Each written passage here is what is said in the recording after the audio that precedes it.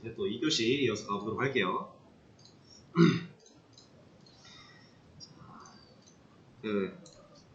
일단은 우리가 간단하게 세팅 몇 가지 더 할 거 있는데, 제가 원래 1교시 시작할 때 했어야 되는데 깜빡하고 있다가 지금 생각이 났어요.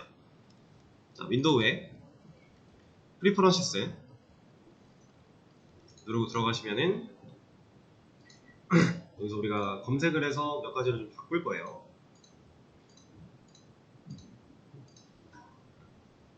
자, 여기다가 파일이라고 치겠습니다. 파일.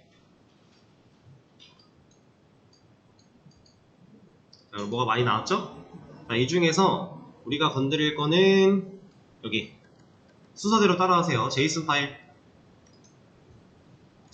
제이슨 파일스라고 하는 거 눌러보시면 여기 인코딩이라고 하는 부분에 코리안 EUCKR 들어가 있어요.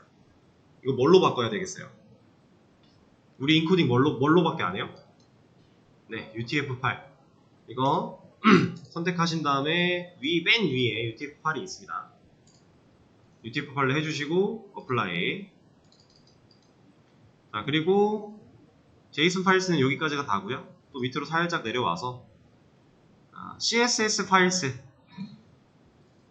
UTF-8로 바꿔주시고요. 다음에 어플라이.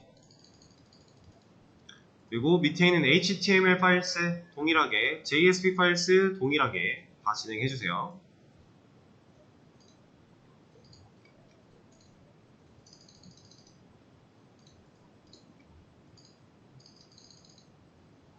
그리고 XML 파일스라고 하는 애도 들어가만 보세요. 얘는 근데 기본으로 되어 있을 거예요.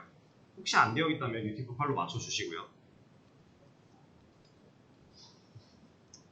자, 여기까지 완료가 됐으면은 어플라이 앤 클로즈 해서 설정 창을 꺼주시면 됩니다. 이거 그냥 간단하게 이 파일들 인코딩 설정해 준 거예요. 가장 기본이 되는 설정이죠, 인코딩은. 한글이 깨지지 않게 하기 위해서. 자, 설정 다 되셨죠? 이제 여기 홈 메인 서블릿 이 파일을 그대로 클릭하신 상태에서 좀 저처럼 이렇게 하늘색이 들어가 있으면 됩니다. 클릭을 한번 해주면 돼요. 그 상태에서 컨트롤 C, 컨트롤 V 눌러보세요. 네, 우리 이거 하나밖에 없어요. 컨트롤 C, 컨트롤 V.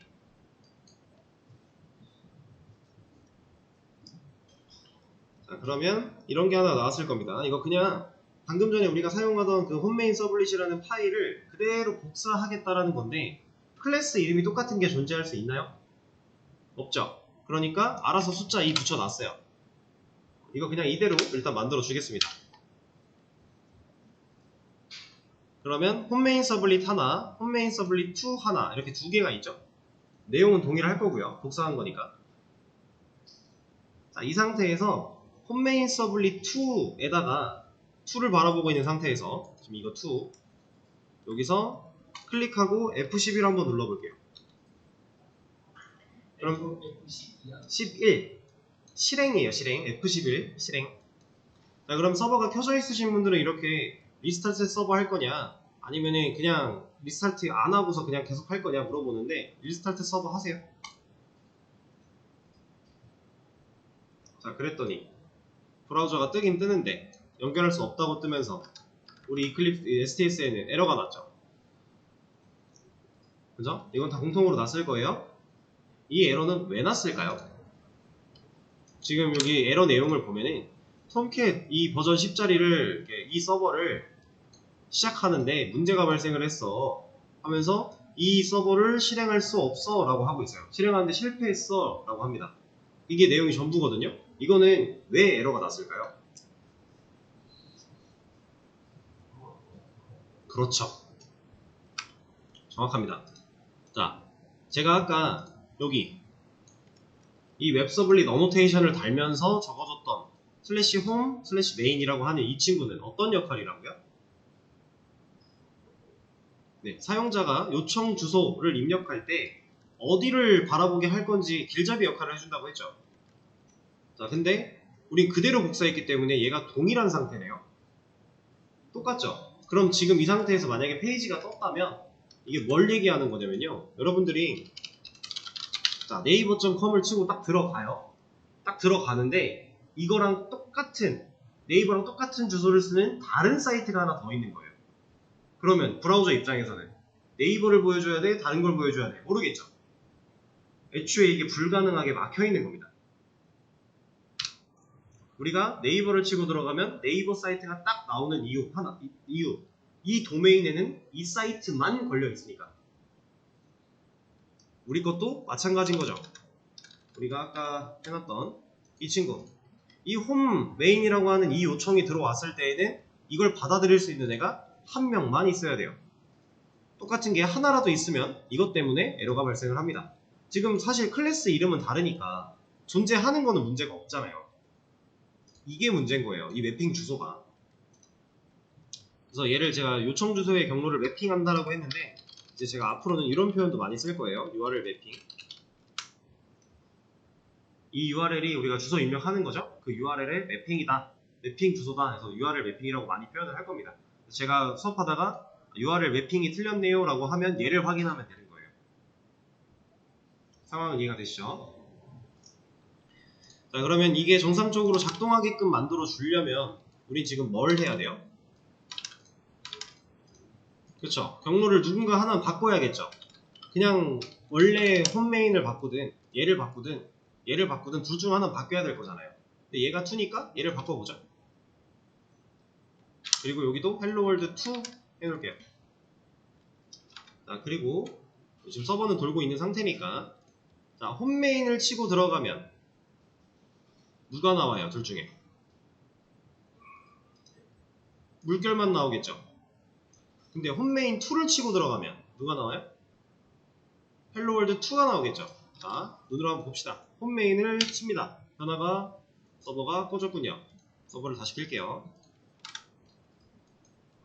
자, 홈메인 현재 URL 매핑 주소는 홈메인이에요. 그랬더니 물결만 나오고 있어요. 근데 주소에다가 홈메인 2까지 메인 뒤에 숫자 2까지 붙이고 엔터를 쳐보시면은 월드에 2가 붙어 있죠. 자, 그러면 우리는 현재 프로젝트 코드 내에서 두 가지 요청에 대한 처리를 할 수 있는 페이지가 2개 만들어진 거예요.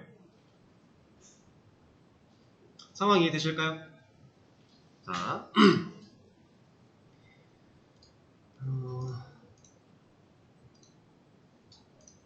그러면 이제 요청 주소를 나눠야 되는 것까지는 파악을 했으니까 이제 새로운 거를 한번 해보겠습니다. 자, 이런 것만 보여주면 이제 재미없으니까. 그리고 우리가 사실 이거 하나 보여주는 거는 이렇게 거창할 필요도 없잖아요. 그냥 HTML 문서 하나 만들어서 그 문서만 열어도 나올 텐데, 그죠? 그래서 이제 좀 재미난 걸 한번 해보죠. 이 홈메인 서블리 2라고 하는 애를 여기 요청 주소 부분을 프린트 단이라고 바꿔줄게요. 프린트 단. 뭐 하려는 것 같아요? 그렇죠. 우리 자바 배울 때 많이 했던 구구단을 찍어볼 거예요. 가장 기본이니까. 자, 구구단. 제가 여기다가 8단 이렇게 적었어요. 자, 그러면 새로 고침 화면 뭐 나와요? 자, 안 나오겠죠? 왜? 저는 요청 주소가 지금 메인 2예요. 근데 프린트 단으로 바꿨잖아요? 그럼 메인 2를 못 찾겠죠? 우리 바꿨으니까 프린트 단으로 정확하게 입력을 해줘야 나옵니다. 근데 지금 나오긴 나왔어요. 이렇게 이게 원래 100%니까 이렇게 보면은 나오긴 나왔는데 이거 뭔가 이상하죠? 뭐가 깨졌어요? 한글이 깨졌어요. 자, 이거 한글 깨지는 것도 해결할 수 있는 방법이 있는데 그건 조금 이따가 할 거고. 자, 그러면 우리가 8단을 찍을 건데 지금 보세요.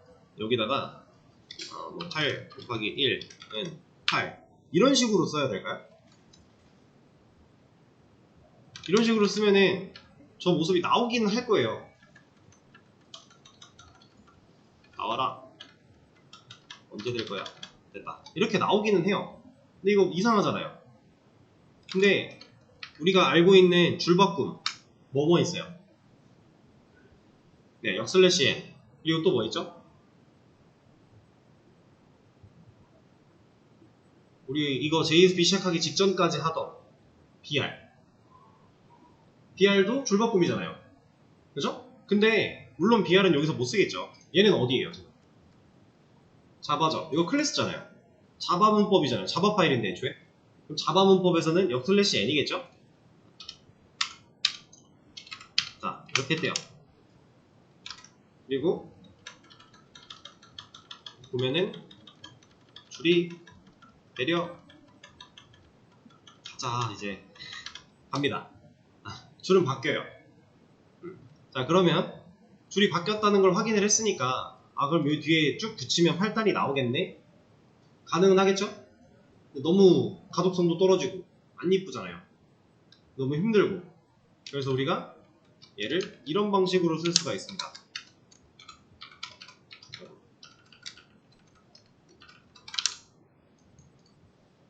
자, 이거 가능할까요?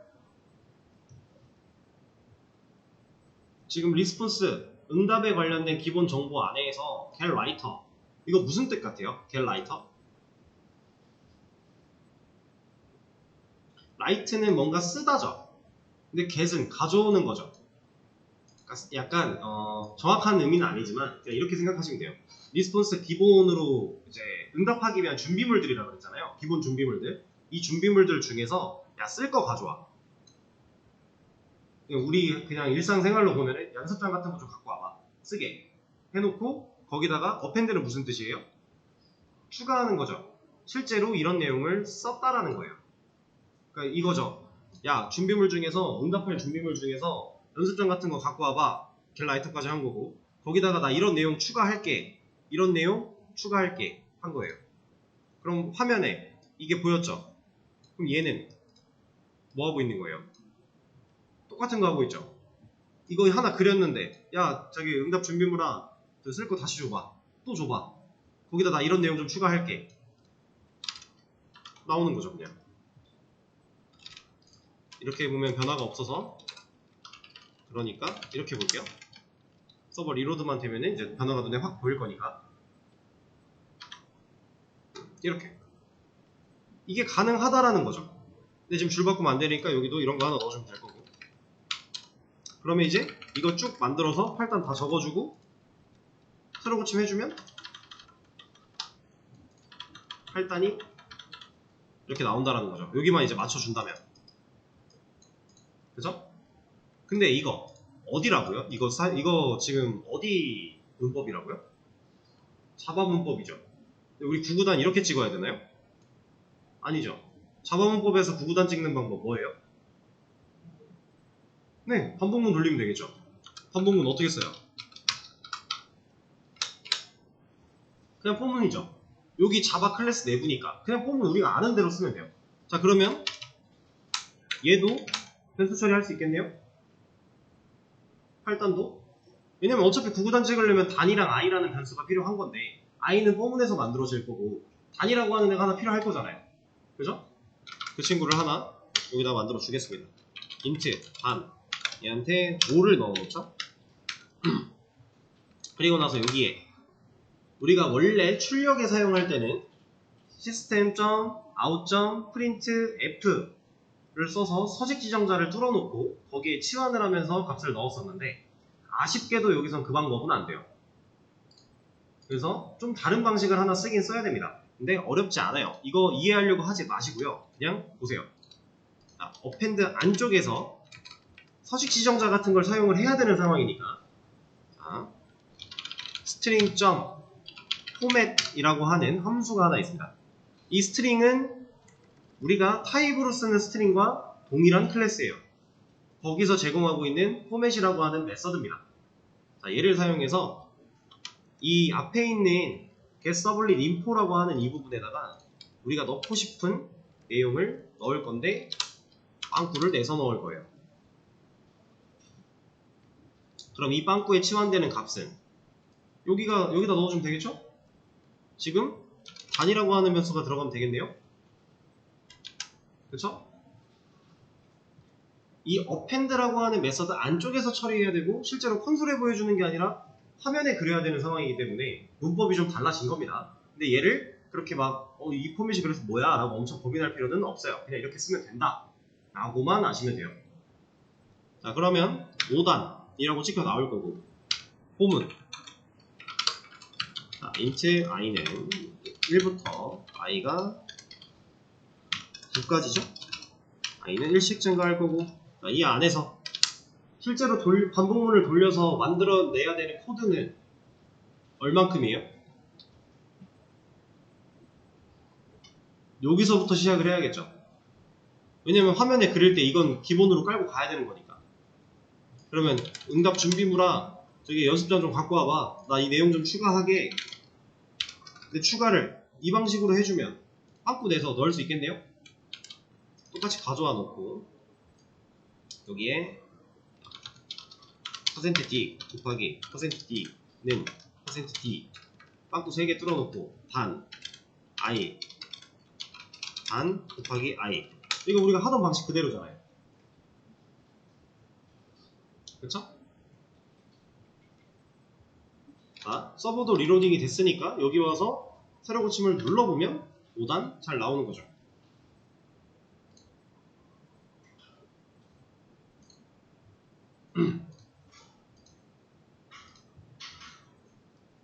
자, 일단 여기까지. 그러면 이제 우리가 그냥 단순히 텍스트만 보여주던 거에서 어떠한 그 자바 로직 처리가 이루어진 결과를 보여주는 것까지 지금 진행을 한 거예요. 근데 얘를 잘 보시면요. 지금 이게 500%로 키워놔서 이렇게 보이는 건데 이거 100%로 여러분들 100%로 보고 계시죠? 이렇게 보면 얘 되게 하찮지 않아요? 글씨도 엄청 조그맣고 지금 심지어 한글 깨지는 것도 해결이 아직 안 됐고 뭔가 그 딱 이런 느낌이에요. 이게 뭐냐면 그러니까 우리가 이제 최근까지 배웠던 HTML에다가 그냥 텍스트를 입력하는 거랑 텍스트라고 입력하는 거랑 div 하나 열어서 텍스트 입력하는 거. 근데 여기선 차이가 안 보일 수도 있겠다. 차이가 안 보이네. 그냥 되게 그냥 텍스트일 뿐이에요. 얘는 완전 그냥 텍스트, 그냥 문자일 뿐입니다. 딱 그 상태인데 그걸 우리가 어떻게 볼 수 있냐면 이 컨트롤 U 눌러보면요. 이거 페이지 소스보기거든요. 컨트롤 U 페이지 소스보기 눌러보시면 얘는 뭐 태그 같은 거 아무것도 없죠. 실제로 이 브라우저에서 화면단을 그린 거는 얘는 어떠한 문서일 텐데 이 문서가 HTML인지 JSP인지 이런 건 모르겠고 일단 어떠한 문서로 그려졌을 텐데 얘가 아무것도 갖고 있지 않아요. 그냥 텍스트만 갖고 있어요. 얘는 그래서 진짜 텍스트가 맞아요. 순수한 텍스트. 근데 우리가 지금까지 뭐 배웠죠? HTML, CSS 이런 거 열심히 배웠죠? CSS. 그러면 그걸로 이쁘게 꾸밀 수 있으면 좋겠네요. 그리고 이런 식으로 글자를 보여준다면 이런 게시판 누가 쓰겠어요, 사람들이?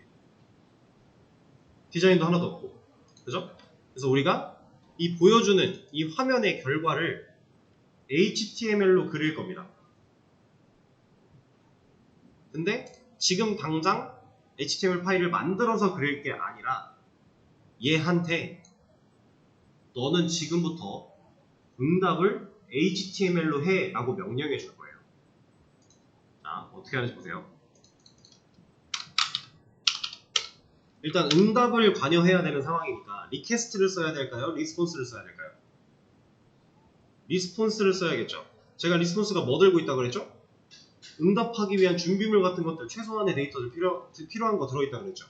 리스폰스를 불러냅니다. 야, 일로 와봐. 얘를 불러서 점을 찍어요. 야, 너 지금부터 내가 응답 이런 거 추가할 건데 이 문서, 이 앞으로 나올 이 텍스트들, 문서들 HTML로 봐 라고 명령하는 메서드가 set content type이에요.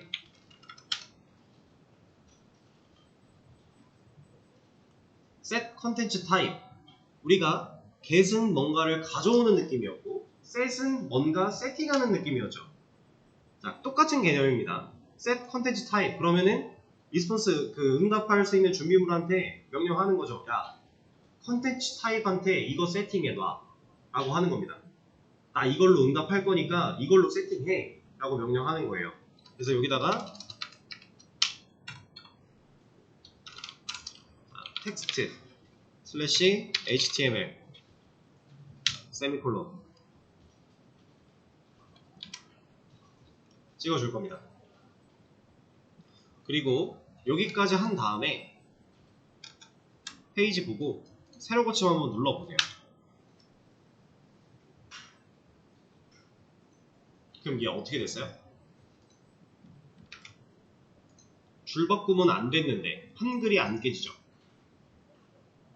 줄바꿈은 왜 안 됐을까요?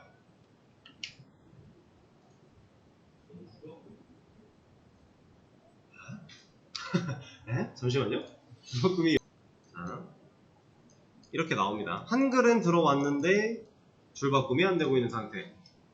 줄바꿈이 안 된 이유는 얘 때문이에요. 왜 얘 때문일까요? 얘는 우리가 줄바꿈을 하자고 넣어놓은 애였는데. 그렇죠.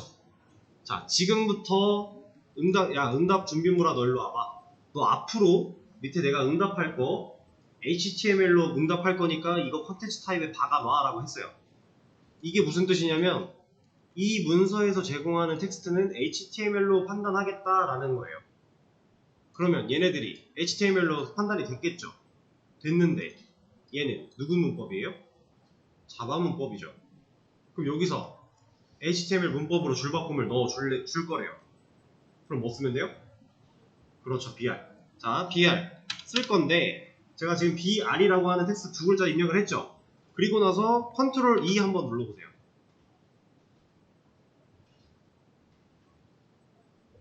자, 잠깐만요. 페이지 소스 보기는요 어떻게 끄는 게 아니라 여기서 이 페이지 소스 보기로 들어가면 탭이 하나가 새로 만들어지는 거예요.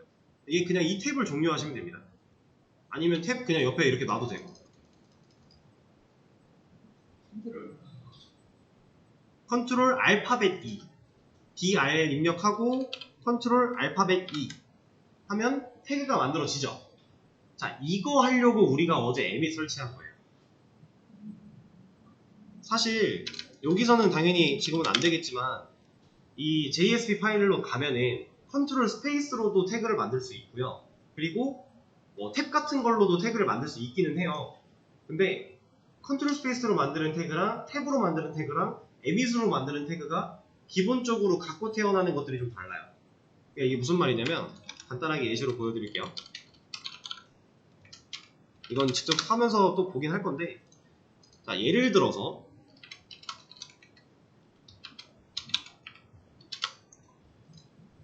자, A 태그를 만약에 A 탭을 눌렀는데 이렇게 만들어졌대요. 그럼 이건 우리가 평상시에 쓰던 A 태그에서 꼭 필요한 href가 없는 상태죠. 컨트롤 스페이스나 탭 같은 건 뭐 이렇게 만들어줄 수도 있는 거고, A하고 컨트롤 E 해가지고 emit으로 만들면 href를 갖고 만들어주는 거고, 이런 차이가 있는 거예요. 그래서 우리가 그 emit이라는 걸 설치를 한 겁니다. 그리고 이 emit은 단순히 태그 만드는 용도뿐만이 아니라 이 CSS에서 이런 거 단축키 가능하게 하는 거. 뭐야, 왜 탭이 안 돼? 왜 탭을 하면 뒤로 돌아가지? 뭐지? 어쨌든 우리가 여기서 쓰던 거 그런 거를 할 수 있게 만들어주는 게 emit이다. 그리고 이런 것도 이거 젠코딩이죠. 이런 것도 emit을 깔아야만, 설치를 해야만 우리가 사용할 수 있어요. 그래서 우리가 emit을 설치를 한 겁니다. 자, 그럼 이제 이 BR을 이렇게 컨트롤 E로 만들면 여기 보면은 원래 우리가 쓰던 BR과는 살짝 모양이 다르죠. 원래 우리 이렇게 썼잖아요. 근데 BR은 어차피 닫는 태그 없는 셀프 클로즈드 태그라고 했었어요. 얘는 이거나 똑같아요. 똑같은 뜻입니다. 그냥 BR 하나 쓴 거예요. 그러니까 개의치 않으셔도 돼요. 근데 이것도 emit으로 만들면 이렇게 만들어주고요. 나중에 이제 JSP 가서 BR 뭐 컨트롤 스페이스로 만들면 이렇게 만들어주고요. 뭐 탭으로 만들어도 아마 이렇게 만들어줄 거예요. 이런 차이들이 약간 존재해요. 저는 그냥 이렇게 쓸 겁니다. 얘도 BR 그래서 컨트롤 E 하면은 지금 보시면은 얘는 %까지 같이 들어왔죠. 이 emit의 그 범위를 우리가 마음대로 정할 수는 없어요. 그래서 지금 이렇게 들어왔다라고 하면은 띄어쓰기 한번 하고 컨트롤 E로 만든 다음에 여기를 한번 붙여주면 돼요. 내가 생각한 것처럼 원하는 부분까지 딱 잘라서 얘가 인식해주지 않을 수도 있기 때문에 이것만 좀 사용할 때 주의하시면 됩니다. 자, 이렇게 해주고 나서 다시 우리 거 새로 고침을 해보면요, 이제 줄바꿈이 잘 되는 거죠.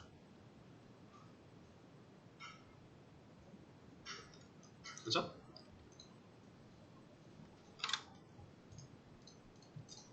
자,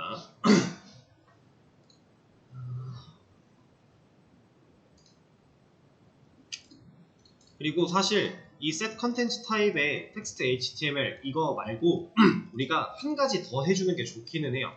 근데 지금 어차피 이걸 안 했어도 우리가 여기서 따로 설정을 해놨었기 때문에 얘가 인코딩이 잘 돼서 한글이 안 깨지고 나온 거거든요.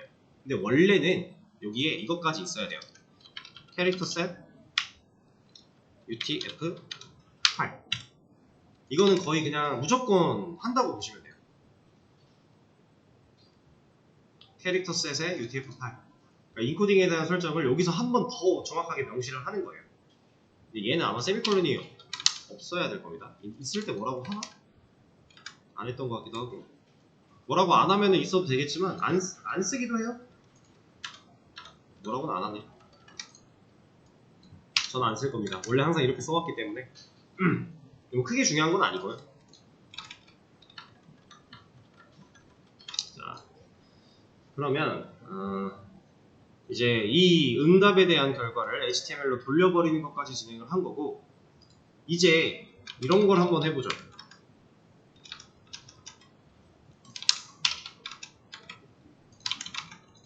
자, 우리가 지금 이걸 입력하고 들어오면은 5단을 볼 수 있는 거잖아요. 근데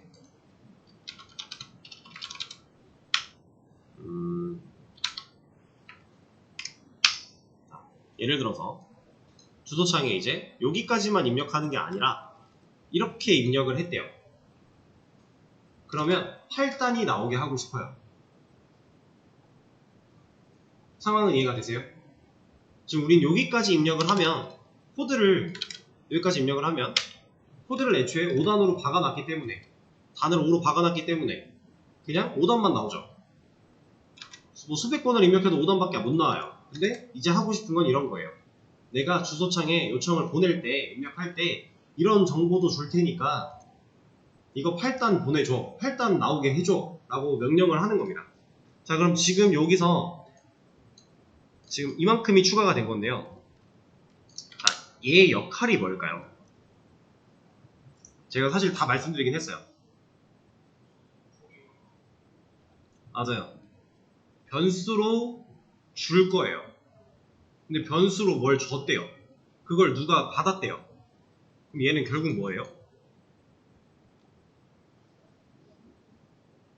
파라미터.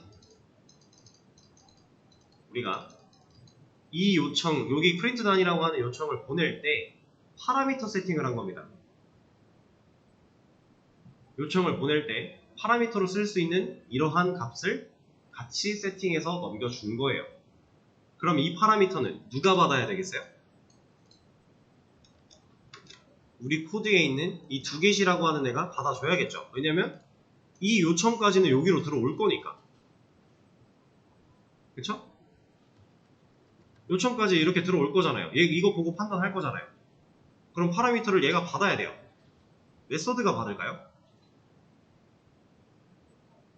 우리가 여기서 두 개를 실행시켰나요? 우리는 이 길잡이를 찾아갔을 때 나온 게 이 서블릿일 뿐인 거고 이 길대로 찾아가면 이 서블릿에 왔을 때 두 개는 알아서 실행되는 거고 그러면 이런 파라미터는 누가 받아요?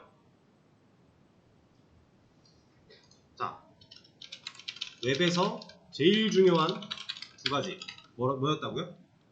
요청과 응답. 요청인데 파라미터를 줬네요. 이 파라미터는 요청 안으로 들어갑니다. 우리가 이런 주소를 입력하고 엔터를 치는 행위 이거 자체도 요청이죠. 요청을 보냈어요. 요청 안에 이 파라미터가 세팅되어서 들어오는 거예요. 이해되세요? 일단 상황만 이해를 하시면 돼요. 자, 그러면 여기까지 물음표 전까지 지금 원래 우리가 보던 이만큼은 누가 관리한다? 웹서버가 관리한다.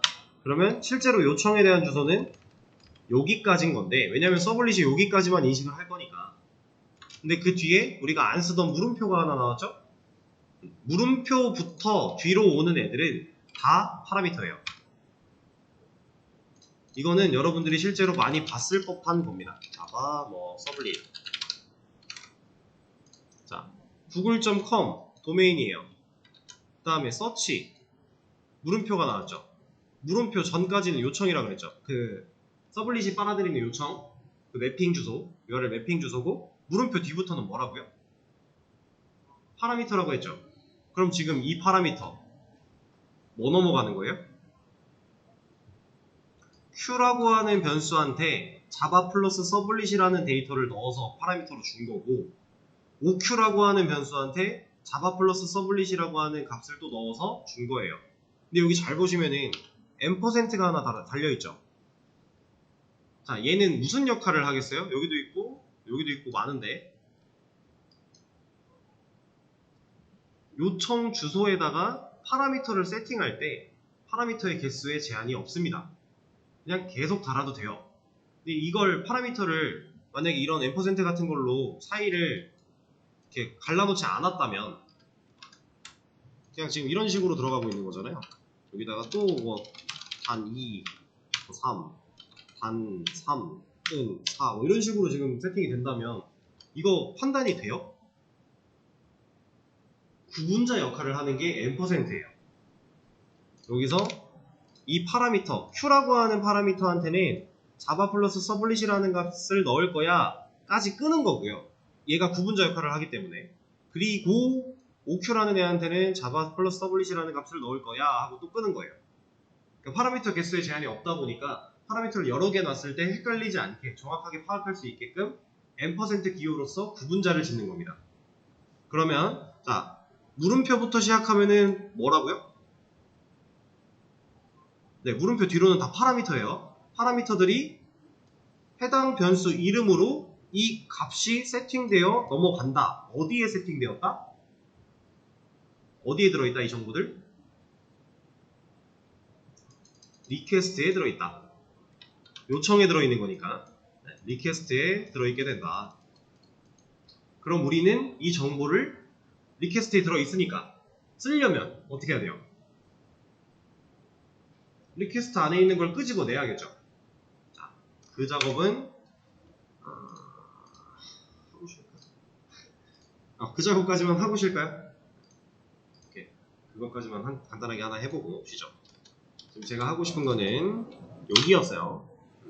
여기까지는 이제 아실 거고, 물음표 뒤로 나오는 거 파라미터라고 했으니까 우리가 이제 저 단위라고 하는 세팅되어 있는 저 파라미터를 꺼낼 겁니다. 근데 어떻게 꺼내냐? 얘는 이제 이 밑으로 오는 문서들 타입을 정한 거니까 얘는 그냥 최상단에 위치하는 게 맞겠죠?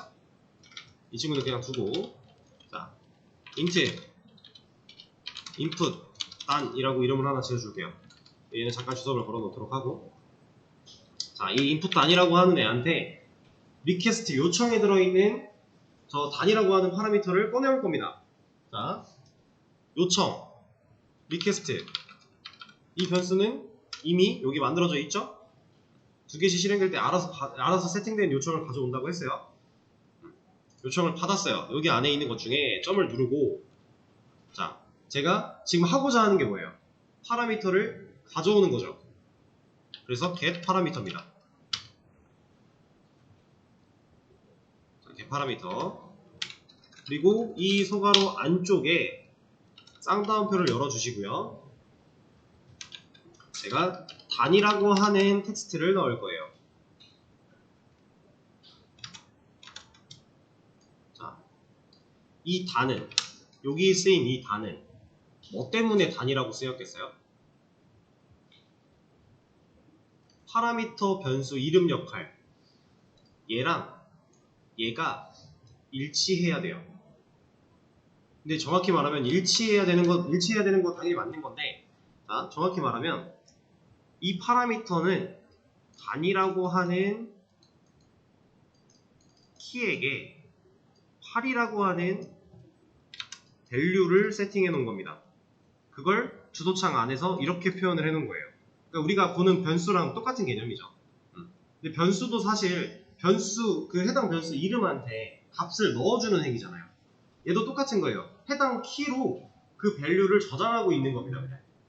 키와 밸류는 우리가 맵을 써보면서 바로 봤었죠? 그 개념이에요. 그래서 우리가 get 파라미터를 사용을 할 건데 여기에 적어주는 이 변수 이름 역할 얘는 그럼 누가 되는 거겠어요? 그렇죠. 키가 되는 겁니다. 그래야 되니까 키가 일치해야만 이 데이터를 꺼내올 수 있다는 거예요. 만약에 여기다가 이렇게 n 하나 빼먹고 이거밖에 안 썼다. 이러면 애초에 이런 애 없어 라고 할 겁니다.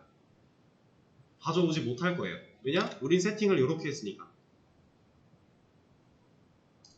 그래서 이 파라미터랑 여기랑 이름이 꼭 같아야 된다는 거. 그리고 이제 앞으로도 쭉 얘기가 나오겠지만 이제 물음표 뒤에 오는 이만큼이 다 파라미터라고 했잖아요. 이 친구들을 보통 이렇게 표현을 해요. 커리 스트링이다 라고. 그러면 이제 만약에 제가 여러분들한테 나중에 자, 이 부분은 커리 스트링으로 파라미터를 넘겨서 처리하세요 라고 하면 여기다가 이제 적어주는 거예요. 필요한 것들을. 상황 이해되시죠? 그리고 이렇게 커리 스트링을 사용해서 파라미터를 세팅해서 애초에 이런 요청을 보내는 어디였어? 여기다가 이렇게 파라미터를 넣어서 요청을 보내는 이런 방식, 이렇게 요청을 보내는 방식, 이 방식이 get 방식입니다. 이렇게 글씨가 안 써지냐? get 방식. 웹 통신에는 대표적으로 두 가지 방식이 존재해요. get과 post라고 하는. 그 중에 우리가 지금 이렇게 쿼리 스트링을 쓰는 방식이 get 방식이다. 자, 그럼 get 방식은 주소창에 필요한 것들을 입력하거나 아니면 아까 구글에서 우리가 검색했던 것처럼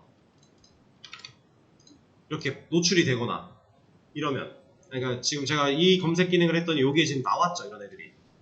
이거 무슨 방식? get 방식. 주소창에 정보가 노출된다 라는 거예요. 근데 지금 이 데이터들은 노출이 돼도 전혀 상관이 없는, 그냥 뭐 전혀 보안적으로 민감하지 않은 데이터이기 때문에 그냥 get 방식으로 노출을 시켜버리는 겁니다. 상황 이해되세요? 그냥 상황만 이해하시면 돼요. 그리고 사실 우리가 지금까지 쓰고 있던 메서드의 이름은 뭐였다? doget이었다. 그러면 do는 해라, get을 해라, 겠죠? 이건 get 방식으로 처리하겠다라는 거예요. 그런 의미입니다. 메서드 이름이. 그래서 doget이에요. 근데 이제 이거는 따라하지 마시고 서블릿을 우리가 처음에 만들면요, 우리가 이런 주석 필요 없어, 뭐 생성자 필요 없어요, 주석 지우세요 이러고 여기 얘도 지웠죠. 얘가 doPost예요. 그러니까 doget과 doPost가 있는데 우린 그 중에 doget을 쓸 거니까 얘를 안 써도 돼요, 지금은 안 써요, 지우세요 한 거고. 근데 사실상 얘도 보면 여기서 뭔 일이에요? 그럼 get으로 요청 보내요. 다시 결국 일은 얘가 해요. get으로 들어오나 post로 들어오나 얘가 하는데 얘네들이 그 처리하는데 차이가 있어서 얘는 자바단까지 들어오고 나서 얘한테 일을 시키는 거고, doget은 애초에 그 doget으로 보낸다라는 건 그냥 애초에 넘어올 때 이 방식으로 넘어오겠다라는 거고. 좀 차이가 있습니다. 이건 나중에 실제로 사용하다 보면은 더 이해가 되실 거예요. 빠르게 이것만 좀 마무리를 하고, 자, 지금 제가 그러면 키도 이름도 잘 적어줬고 문제가 없을 것 같은데 지금 뭐라고 하죠?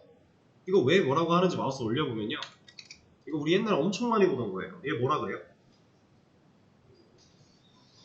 네, 이거 타입 안 맞는다죠. 지금 뭐가 문제겠어요? 얘는 int인데 지금 얘가 스트링, 이 결과가 스트링이기 때문에 스트링은 int가 될 수 없다라고 하지 않을까요? 얘가 왜 스트링이에요? 우리는 지금 분명히 여기다가 숫자를 넣었는데. 자, 커리 스트링으로 들어온 파라미터는 조금 스트링입니다. 얘는 무조건 스트링이에요. 그러면 우리가 이거를 숫자로서 사용을 하려면 형변환을 해줘야 된다는 겁니다. 자, 근데 스트링으로 받으면 얘 뭐라 안 해요, 이제. 그쵸? 이제 뭐라 안 하죠? 스트링 맞아서 타입 맞춰줬으니까. 근데 이렇게 쓰면 연산을 못 하겠죠. 우리 밑에서 이거 곱하기 연산해야 되는데 이거 제대로 안 될 거잖아요. 그러니까 인트로 얘는 일단 스트링으로 받고 얘를 살려서 여기다가 인풋 단 변수가 가지고 있는 값을 형변환을 해서 넣어준다면 이 밑에 있는 단들이 숫자로서 활용이 되겠네요. 자, 여러분들 문자열을 정수형으로 형변환하는 방법 뭐였죠? 기억나시나요? 우리 해봤던 것 같은데 이거 이 수업에서도 진행했던 것 같은데 그쵸, 기억이 잘 안 나죠. 이거 스트링 인트로 바뀔 때는 이거 그냥 안 되는 거였잖아요. 그죠? 그래서 우리가 사용했던 게 인티저 점 passint라고 하는 애를 사용을 했었죠. 스트링 타입의 데이터를 정수형 타입으로 바꾸기 위한 형변환 방법 인티저 점 passint 그 안에 인풋 단을 넣었으니까 얘는 우리가 만약에 주소를 이렇게 넘긴다면 이 자리에는 8이라고 하는 값이 남을 거고요. 왜냐면 이 키로 가져온 밸류가 남을 거니까. 그럼 이 8이 문자로 얘한테 들어가 있다가 여기서 형변환 했네요. 그럼 숫자 8이 되겠죠, 이제. 그럼 이 밑에서 단들은 8로써 활용이 된다는 거죠. 자, 바로 한번 확인해 보겠습니다. 제가 지금 5단을 출력하고 있는 상태였는데 주소에다가 이렇게 입력을 했어요. 엔터를 쳐보면 어때요? 8단 나오죠. 자, 이런 식으로 처리를 할 수가 있다. 자, 그러면 쉬는 시간을 좀 가졌다가 또 다음 시간에 재밌는 걸 또 해보도록 하죠. 15분에 또 이어서 하도록 하겠습니다.